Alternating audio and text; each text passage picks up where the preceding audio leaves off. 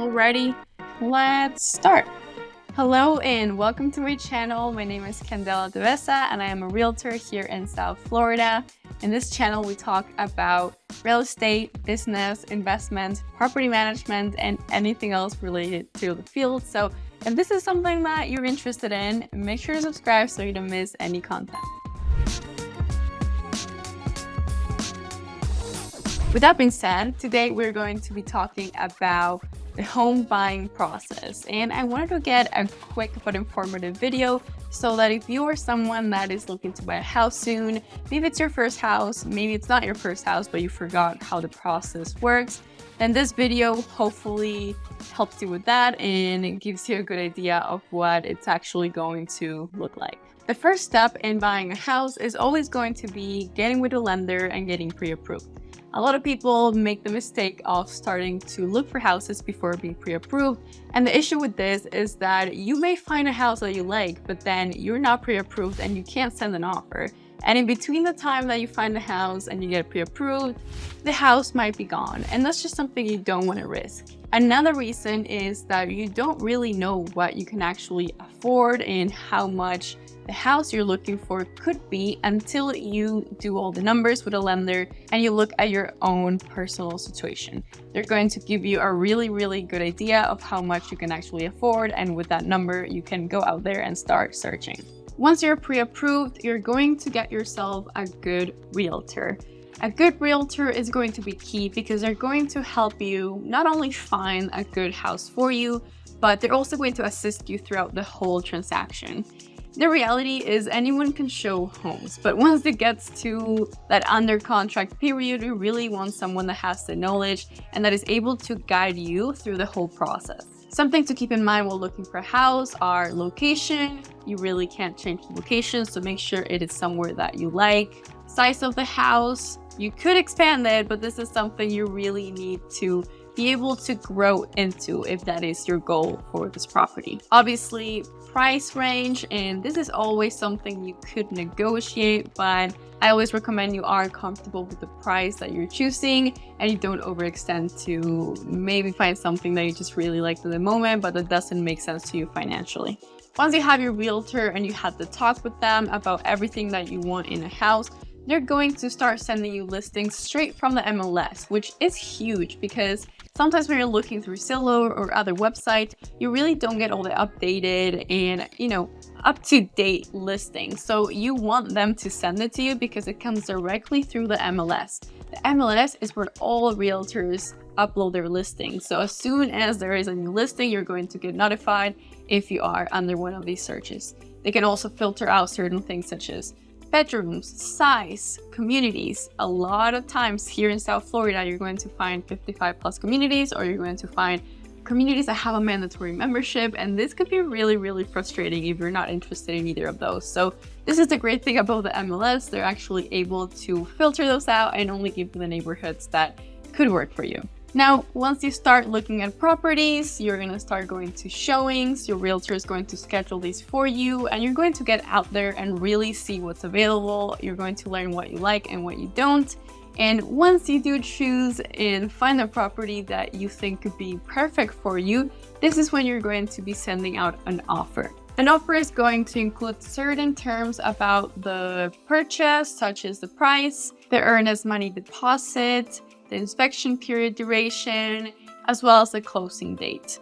An agent is going to really be able to advise you in this area, and even though they work for you and they're going to put whatever price you want, it's always good to have them look at comparables and give you a better idea of what you should offer and what could be a good strategy to get your offer accepted if you are in a market that is being a little complicated for buyers. Once your offer gets accepted, you are officially under contract.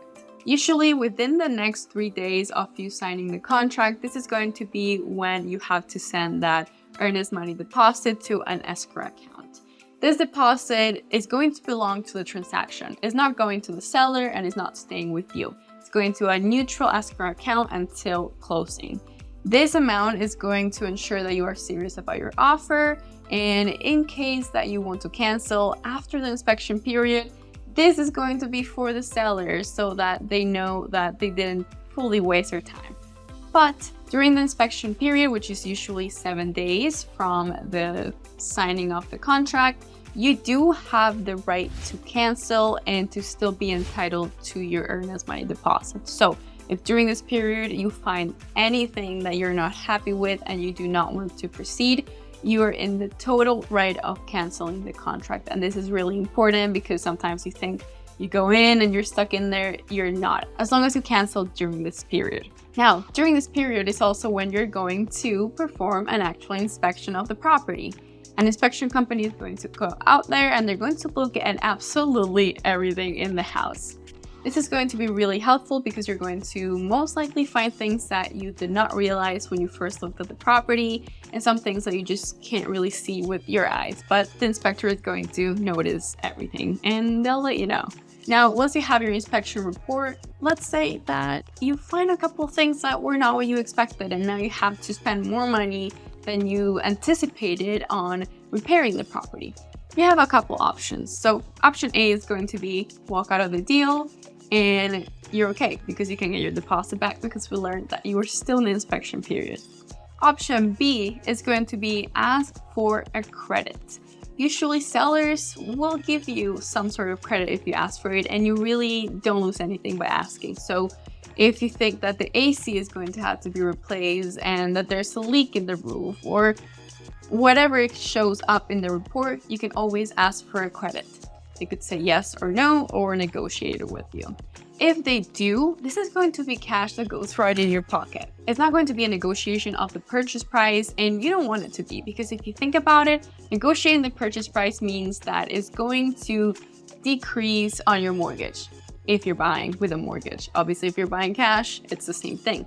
But if you have a mortgage, you're way better off having that cash with you to use in the house instead of having it divided in 30 years, which you're honestly not even gonna notice it. So this is a great thing to do when you are buying a house and you find more issues than you anticipated. After the inspection, you're going to be working with your lender really closely because they have to get the mortgage finalized. They're going to be asking probably for additional documents and they're going to be working really hard to get clear to close. They will also schedule an appraisal of the property.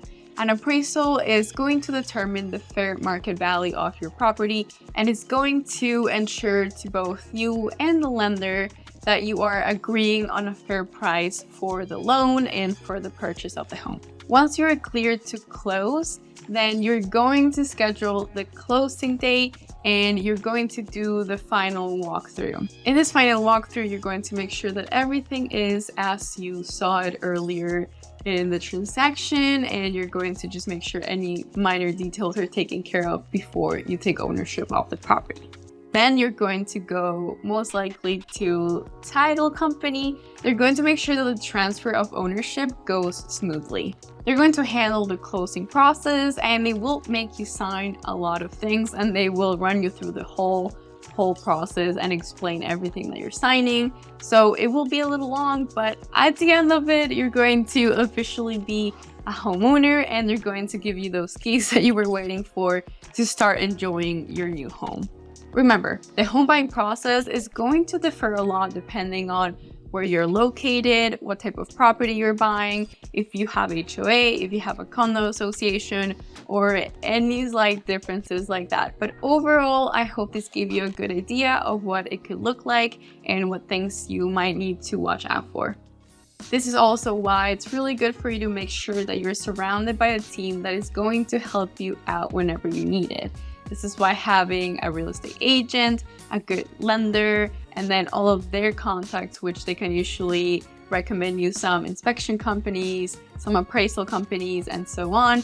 It's going to be so helpful in this transaction because they go through this millions of times throughout the year and they're really knowing the ins and outs of the process. So make sure to get yourself surrounded by some good people that want to help you and they will make the process a little bit easier than it is. Hopefully this video was helpful to you. If it was, please let me know that in the comments or give it a thumbs up so that I know. And don't forget to subscribe for more videos like this. I do have social media. If you want to follow me, I post on TikTok and I post on Instagram a lot. So make sure to follow me on those to stay tuned.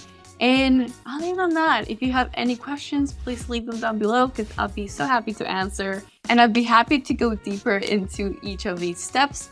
But for now, I hope this overview helped, and I hope you have an amazing rest of your day. Bye!